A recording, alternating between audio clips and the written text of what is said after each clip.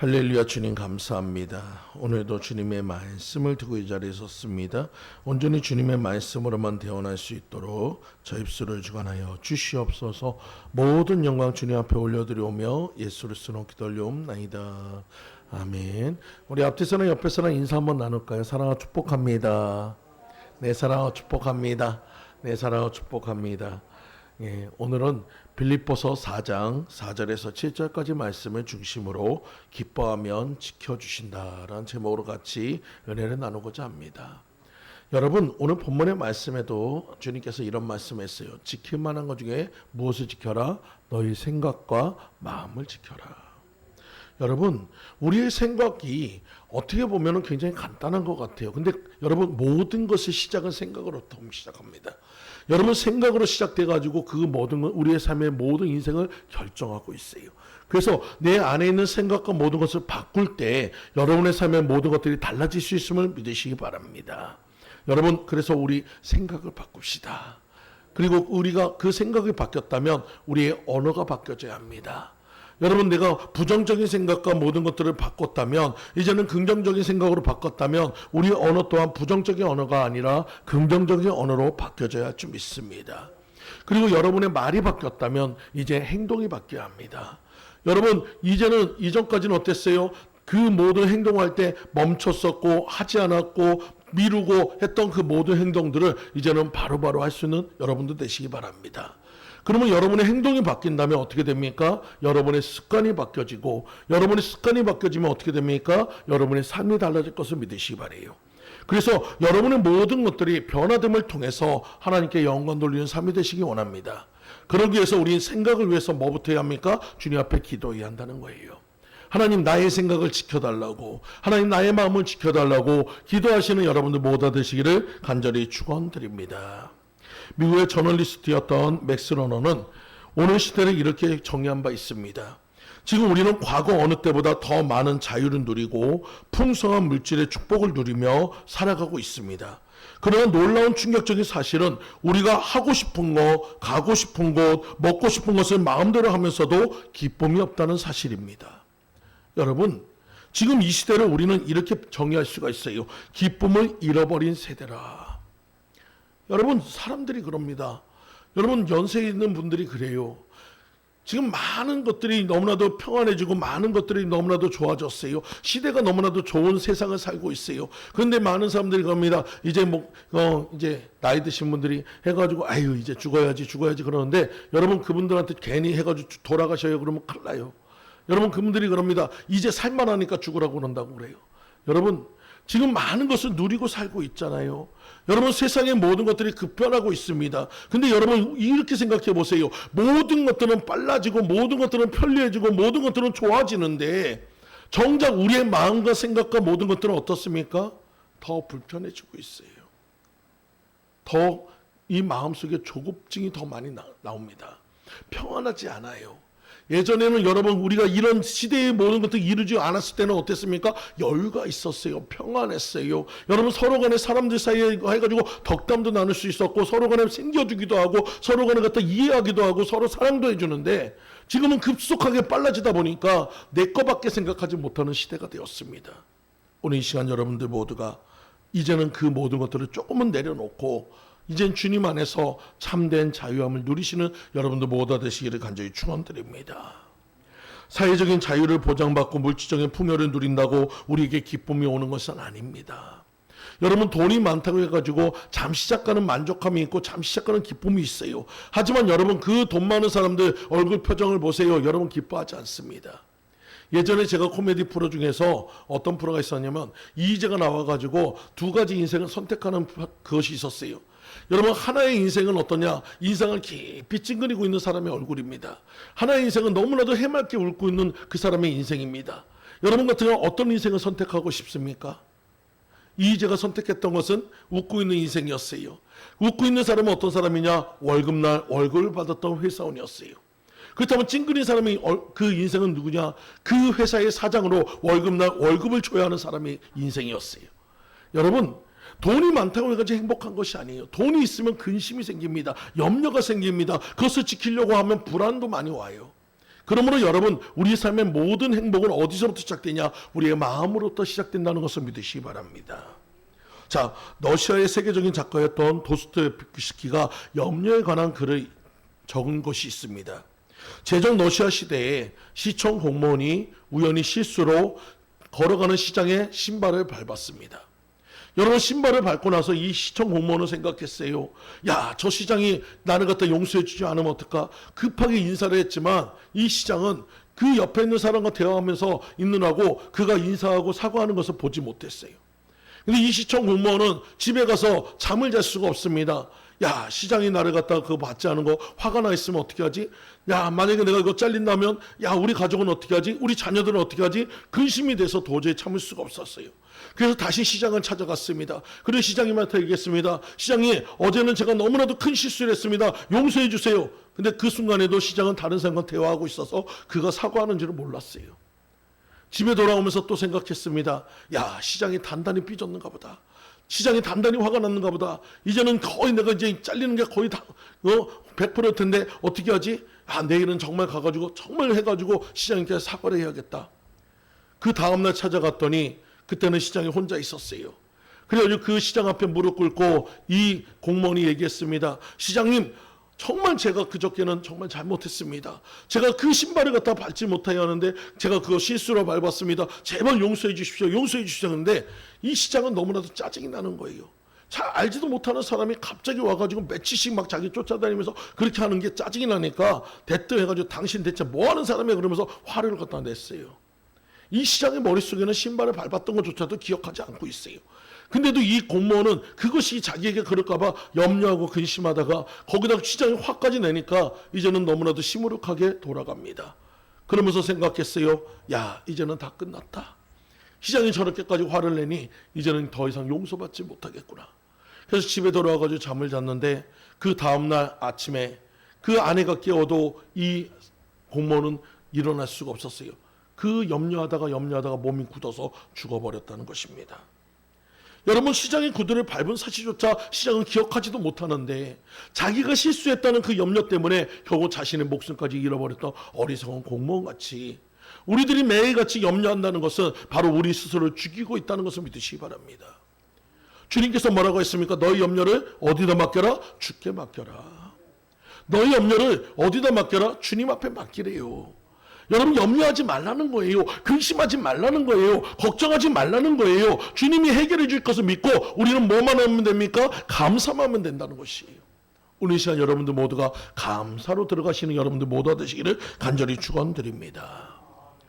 6월절을 앞두고 있었던 한 사람이 납비에게 와서 이렇게 얘기합니다. 납비님, 저는 너무 근심이 많아요. 없는 것이 많아서 골머리가 아픕니다. 정말 못 살겠어요.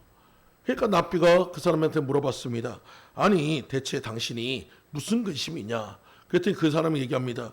지금 6월절이 다가오는데 지금 무교병 살 돈도 없고 포도주 살 돈도 없고 내 옷도 아내 옷도 자녀 옷도 살 것이 없어서 제가 거기다 고기까지 살 돈이 없어서 제가 너무나도 근심이 됩니다. 그자 납비가 물어봤어요. 무교병이 얼마요? 5,000원입니다. 포도주는 얼마요? 10,000원입니다. 자네 옷은 얼마요? 5만 원입니다. 아내 옷은 얼마요? 10만 원 정도 합니다. 그러면 자녀 옷은 얼마요? 3만 원입니다. 그럼 6월절 고깃값은 얼마요? 2만 원입니다. 이 말을 다 듣고 나서 납비가 이렇게 얘기했어요. 이제 자네는 돌아가서 너무 많은 걱정을 하지 말고 딱 한 가지만 걱정하게. 그것은 뭐냐? 21만 5천 원만 걱정하게. 그리고 하나님 앞에 딱 한 가지만 기도하게. 하나님, 나에게 20만 5천 원을 주세요라고 기도하라는 거예요. 여러분, 우리는 너무 쓸데없는 고민을 너무 많이 합니다. 그것이 우리를 병들게 해요. 여러분, 하나님 앞에 기도하고 간구하면 무엇이든지 채워주셔요. 주님이 뭐라고 했습니까? 무엇을 먹을까, 무엇을 마실까, 무엇을 입을까 걱정하지 말래요. 염려하지 말래요. 그러면 뭐 하라고 해요? 하나님 나라와 그의 뜻을만 이루면 나머지는 주님이 채워주신다고 약속하고 있어요. 오늘 이 시간 여러분 삶 속에서 염려와 근심과 모든 것들을 이 시간 다 버려버리시는 여러분들 모두가 되시기를 간절히 축원드립니다. 여러분, 염려로 그 해가지고 많은 나의 그 시간을 허비하지 마시란 거예요. 우리는 인생이 아무리 열심히 산다 해도 여러분 120년 이상은 살 수 없는 인생인데 그 인생 속에서 염려로 허비하는 시간이 얼마나 아깝습니까? 매일매일 살아가고 매일매일 감사해도 모자란 인생입니다. 오늘 시간 염려하지 마시고 감사하며 주님 앞에 영광 돌리는 삶을 살아가시는 여러분들 모두 되시기를 간절히 축원드립니다. 여러분 기뻐하고 행복한 삶을 살고 있는 사람들은 힘든 생활 가운데서도 어려운 생활 가운데서도 감사를 잃어버리지 않습니다. 오늘 우리 신앙생활을 하는 사람들도 마찬가지예요. 세상 사람들은 염려하고 근심할지라도 우리는 주님 앞에 기도하면 될 것을 믿고 날마다 기도하면서 그 염려 근심을 타파하고 나가시는 여러분들 모두 되시기를 간절히 축원드립니다. 그렇다면 우리는 어떻게 이길 수 있을까요? 첫 번째로 어려움이 올 때 염려 대신에 기뻐하며 지켜주신다는 하나님의 약속을 믿으시기 바랍니다. 여러분 본문에 나와 있는 빌립보 교회는 바울이 빌립보 감옥 안에 들어가 있을 때 갑자기 지진이 일어나가지고 감옥문이 열렸습니다. 많은 죄수들이 탈출했다고 생각하고 감옥문을 지키고 있던 간수장은 이제는 나는 다 끝났다 생각해가지고 스스로 죽으려 할 때 바울과 실라가 외쳤어요. 우리는 가지 않았고 이곳에 있으니 당신의 몸을 해하지 마라. 간수장은 그의 모습을 보면서 너무나도 감격해서 그때부터 예수를 믿겠다 다짐했고 그리고 이 간수장으로 인해서 빌립보 교회가 세워졌습니다. 바로 빌립보서는 이 빌립보 교회로부터 시작된 그 교회에 대한 사도 바울이 그 빌립보를 향해서 애끓는 마음으로 쓴 편지입니다. 그리고 이 빌립보서를 쓴 때는 바로 이 사도 바울이 로마에서 재판을 받기 위해서 로마 감옥에 갇혀 있는 때에 이 편지를 썼어요. 당시의 빌립보 교회는 외적으로는 이방인들의 핍박이 있었고 내부에서는 교인들끼리 분쟁이 있어서 염려와 근심이 하루도 빠짐없을 수 없는 그런 상황이었습니다. 이대로 놔둔다면 교회가 깨질 수밖에 없는 상황이었어요. 그래서 사도 바울은 그 모든 핍박과 그 분쟁을 이길 수 있는 방법이 무엇인가? 하나님의 지혜를 구했고 하나님의 지혜 속에서는 뭐냐? 기쁨만이 그 모든 것을 이길 수 있다고 얘기했어요. 오늘 여러분도 마찬가지입니다. 여러분의 삶에 어려움은 문제가 있고 여러분 내부에 갈등이 있다면 여러분이 이길 수 있는 방법은 기쁨인 것을 믿으시기 바랍니다. 여러분 삶의 기쁨이 아니라 하나님의 기쁨을 얻은 자가, 그래서 여러분들 모두가 기뻐하는 자가 되시기를 간절히 축원드립니다. 그래서 오늘 그 사도 바울의 첫 번째 편지의 내용은 뭡니까? 너희는 항상 기뻐하라는 거예요. 주 안에서 기뻐하라. 다시 말하는 기뻐하라. 여러분 너희 안에 기쁨이 사라져서는 안 된다는 것을 얘기하고 있습니다. 성도들이 주님 안에서 기뻐할 때 하나님이 지켜주시고 주님 안에서 기뻐할 때 그 환경을 변화시켜 주시고 그 주님 안에서 기뻐할 때 그 모든 것들이 변화받는 역사에 있음을 믿으시기 바랍니다. 자, 오늘 본문의 말씀을 다시 한번 들어가 볼게요. 여러분 본문에서 항상 기뻐하라는 항상이라는 뜻은 판토테라는 뜻인데 언제든지라는 뜻입니다. 헬라어로 판토트라는 뜻은 바로 언제든지 항상 여러분 그 모든 상황 속에서 우리는 기뻐해야 한다는 거예요. 그리고 기뻐하라는 카이로는 환경을 초월해서 기뻐하라는 것이에요. 여러분 상황 따라 조건 따라 우리의 기쁨이 흔들리는 것이 아니라 그 모든 것을 초월한 기쁨을 누려야 한다는 것을 믿으시기 바랍니다. 그리고 7절에 지키시리라는 푸렐리오는 바로 파수꾼이 보초를 서면 지키듯이 우리를 지켜주신다는 거예요. 오늘 하나님께서 여러분이 기뻐하기만 한다면 파수꾼처럼 여러분을 지켜주신다고 약속하고 있다는 것을 믿으시기 바랍니다. 그러니 여러분 내가 감옥 같은 환경이 있을지라도 어떠한 상황에 처해 있을지라도 하나님이 지키시기에 우리는 기뻐할 수 있음을 믿으시기 바랍니다. 사도 바울이 지금 쓰고 있는 그 장소는 어떤 장소입니까? 감옥 아니에요. 어떻게 보면 빌립보 교인보다 더 처절한 환경 속에 있습니다. 여러분 그 속에서 그는 뭐라고 얘기합니까? 기뻐하라고 얘기하고 있는 거예요. 오늘 우리 향해서도 똑같이 얘기합니다. 너희 환경, 너희 상황, 너희 문제만 보면 우리 안에 기쁨이 없습니다. 하지만 주님을 바라보면 기뻐할 수 있어요. 주님을 의지하면 나아갈 수 있어요. 오늘 이 시간 여러분들 모두가 주님을 의지해서 기뻐하시는 여러분들 모두 되시기를 간절히 축원드립니다. 이제 빌립보 교인들은 사도 바울이 그 애끓는 마음으로 그 감옥에서 쓴 그 편지를 읽으면서 자신들의 모든 것을 뒤바꿔 이제는 근심이 아니라 기쁨으로 갔고 염려가 아니라 감사로 가서 그 모든 환경을 이겼다는 사실을 믿으시기 바랍니다. 오늘 여러분들 모두가 하나님의 말씀대로 나아갈 때 여러분의 삶에 질병도 재난도 저주도 원수도 다 떠나가는 역사가 있음을 믿으시기 바랍니다. 여러분의 삶에 모든 것들이 풀어지는 역사가 있음을 믿으시기 바랍니다. 항상 기뻐하시기 바랍니다. 쉬지 말고 기도하시기 바랍니다. 범사에 감사하시는 여러분들 모두 되시기를 간절히 축원드립니다. 시편 37편 4절 말씀에 여호와를 기뻐하라 저가 내 마음의 소원을 이루어 주시리라.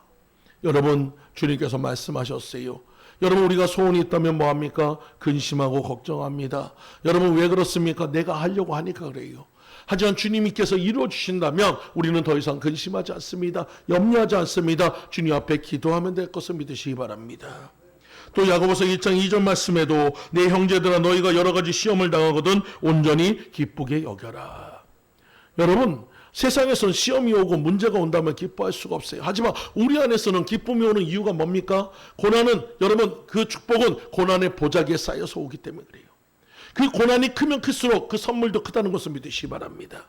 그 고난을 잘 풀어내면 되는 거예요. 그 염려하고 근심하지 말고 그 고난을 잘 통과하며 하나님이 주신 하나님이 예비하신 축복을 누릴 수 있음을 믿고 따라가시는 여러분들 모두 되시기를 간절히 축원드립니다. 두 번째로 어려움이 올 때 염려하지 말라는 하나님의 말씀을 따라야 합니다. 여러분 빌립보 교회 사람들은 그 외부 세상에 있는 사람들의 끊임없는 핍박이 있었어요. 여러분 그 핍박이라는 것이 단순한 핍박이 아니라 여러분 목숨이 위협되는 그런 핍박이었어요. 초대교회 성도들은 그런 온갖 핍박을 겪으면서도 그 목숨 위협 속에서도 자신의 믿음들을 지켜갔습니다. 근데 그들을 가장 더 힘들게 했던 것은 외적인 핍박보다도 내적인 갈등이었습니다. 성도가 성도 사이에 그 서로 간의 그런 분쟁이 그들을 더 힘들게 했어요. 교회 안에서도 마찬가지예요. 여러분 외적은 이렇게 치니면 우리가 똘똘 뭉쳐서 이겨낼 수 있어요. 하지만 내적인 갈등은 우리 교회를 파멸시킵니다. 파괴시킵니다. 여러분 성도가 성도를 이해하고 성도가 성도를 사랑하지 않으면 여러분 교회는 깨지게 돼 있어요. 오늘 시간 여러분 서로를 향해서 저 사람이 행동하는 모든 것들을 흠집내고 지적하고 비난하지 말고 저 사람의 모든 부족한 부분은 내가 채우려 하시고 모난 부분은 덮어서 우리가 정말 아름다운 공동체가 되시는 여러분들 모두 되시기를 간절히 축원드립니다. 여러분 우리가 염려할 때 우리 몸이 어떻게 될까를 한번 생각해 보신 적 있습니까? 한 의학서에 이렇게 써 있습니다. 사람이 화를 내는 순간 신체에 어떤 변화가 일어난 것을 의학자들이 조사를 했는데 첫 번째로 당분이 조직 속에서 스며들어서 당뇨병을 유발할 가능성이 높아집니다. 여러분 내가 당뇨 환자가 있다면 당뇨가 있다면 내가 지금 많은 화가 있는지를 살펴보라는 거예요. 그럼 그 화를 누그러뜨리며 여러분 당뇨병에서 많은 것이 치료가 될 것을 믿으시기 바랍니다. 두 번째로 혈압이 정상적 수치보다 90까지 상승하고 심장의 박동이 급격히 빨라져 뇌일혈이나 관상동맥증의 원인이 됩니다. 여러분 혈액순환이 잘 돼야 우리가 건강하는데 혈압이 높으면 반드시 문제가 생길 수 있어요. 그리고 근육이 긴장되고 팽창하기 때문에 원인 모를 근육질환, 통증으로 고통당합니다. 또 얼굴이 찡그리면 위장이 위축되기 때문에 위장 발작 증세 내지는 만성 위장 질환을 가져올 수 있습니다. 결국 우리 안에서 이 화라는 것은 결국 우리 안에 우리의 몸에 결코 좋은 것이 아니라는 것을 믿으시기 바랍니다. 염려하고 근심도 마찬가지예요. 우리를 병들게 합니다. 여러분 염려와 근심하면 뼈를 삭힌다고 그랬어요. 여러분 그만큼 염려와 근심은 우리에게 도움이 되지 않아요. 오늘 시간 여러분 그 모든 것을 제거하시는 여러분들 되시기를 간절히 축원드립니다. 의학자들은 최근 연구에서 우리 뇌 속에는 모르핀이 나온다고 합니다. 여러분 몰핀은 바로 여러분 우리가 그 해가지고 거의 몰핀이라는 것은 암 환자들이 맞는 그 해가지고 마약성 진통제예요. 여러분 이 몰핀이 우리 뇌에서 나온다는 것 그만큼 우리 몸이 좋아진다는 것입니다. 그것은 마약성이 아니고 우리 몸을 좋게 만드는 그런 성분이에요. 사람이 기분 좋아질 때 분명히 마약과 같은 똑같은 분자 구조에 있는 호르몬이 분비되어서 기분이 좋아지며 우리 몸에서 자생적으로 발생한 모르핀은 암세포를 잡아먹고 그 염증을 치료한다고 합니다. 우리 몸에 있는 모든 근육과 혈관과 신경조직과 피를 맑게 만들고 부드럽게 만들어준다고 합니다. 여러분 이것을 알면서도 여러분 우리가 기뻐하지 않아야 합니까? 기뻐하라는 거예요. 웃음 치료사들이 억지로 웃게 만드는 이유가 뭡니까? 이 뇌라는 것이 참 신기하게도 똑똑한 것 같은데 멍청해요. 내가 그냥 거짓으로 웃어도 이 머릿속에서는 지금 웃고 있구나 생각해가지고 그 웃음에 필요한 모르핀을 갖다가 발생을 한다는 거예요. 그래서 여러분들 삶 속에서도 자꾸만 여러분 웃는 역사를 만들어 가시길 간절히 축원드립니다. 힘들수록 웃으시는 여러분들 되시길 간절히 축원드립니다. 어려울수록 기뻐하시는 여러분들 되시길 간절히 축원드립니다. 그럴 때 여러분이 건강해야 그 모든 것들을 이길 수 있음을 믿으시기 바라요. 반대로 우리가 화를 내면 어떻게 됩니까? 여러분 긴장하게 되면서 뇌 속에서 노르아드레날린이라는 나쁜 호르몬이 분비됩니다. 이 물질은 면역력을 파괴하고 암세포를 활성화시키며 건강한 백혈구를 잡아먹습니다. 심지어 영화 촬영한다든지 연극을 할 때 연기로 화낸 사람들의 몸을 조사해 보니까 그 몸속에 잘못된 호르몬이 많이 생성되어 있었다고 합니다. 이렇듯 염려는 우리 삶의 질을 떨어뜨릴 뿐만 아니라 우리 몸을 급격하게 안 좋게 만든다는 것이에요. 사랑하는 성도님들, 우리 안에서 염려 대신에 감사와 기쁨으로 바꾸시는 여러분들 모두 되시기를 간절히 축원드립니다. 우리들도 세상살이 신앙생활이 어려움이 오면 염려할 수 있어요. 여러분, 하지만 염려를 한다고 해서 끝까지 염려한다고 하지 마시기 바랍니다. 염려한다고 해결되는 건 없어요. 염려한다고 풀어지는 것은 없어요. 반대로 우리가 주님 앞에 기도하며 감사할 때 우리 삶의 모든 것들은 풀리고 열릴 수 있음을 믿으시기 바랍니다. 사랑하는 성도님들, 근심이 있고 어려움이 오고 환난이 오고 고통이 올 때 우리 성령님의 능력을 의지해서 기도함을 통해서 염려를 극복하고 여러분의 삶의 모든 것들이 온전히 좋아지는 역사 있기를 간절히 축원드립니다. 세 번째로, 어려움이 올 때 항상 기뻐하라 하나님의 명령에 순종해야 한다는 것이에요. 빌립보 교회는 사도 바울의 가르침대로 염려를 버리고 주님 안에서 항상 기뻐하는 순종을 보여주었습니다. 하나님의 말씀대로 염려를 버리고 기뻐하니까 그들의 환경과 모든 것들은 똑같아도 그들은 이길 수 있는 힘을 얻었다는 거예요. 여러분, 저도 가끔씩 기도원에 올라간 적이 있어요. 예전에 기도원에 올라가다 보면 기도원 버스를 타면은 사람들 표정이 안 좋아요. 다들 그냥 무슨 화난 사람 같고 빚진 사람들 같아요. 빚 받으러 가는 것 같아요. 그런 사람한테 괜히 말 한마디 잘못하면 싸움 날 것 같아서 저도 조용히 올라갑니다. 그러면 올라가는 내내 동안에 그냥 그 안에서 들리는 거는 찬송과 소리밖에 안 들려요. 근데 여러분, 신기하게 기도원 버스 내려오는 버스는 좀 전에 만난 사람도 한 30년 전에 만난 사람 같이 서로 간에 이야기를 나눕니다. 그렇다고 그분들의 문제가 해결이 됐냐? 해결된 분도 있지만 대부분은 거의 해결이 안 됐어요.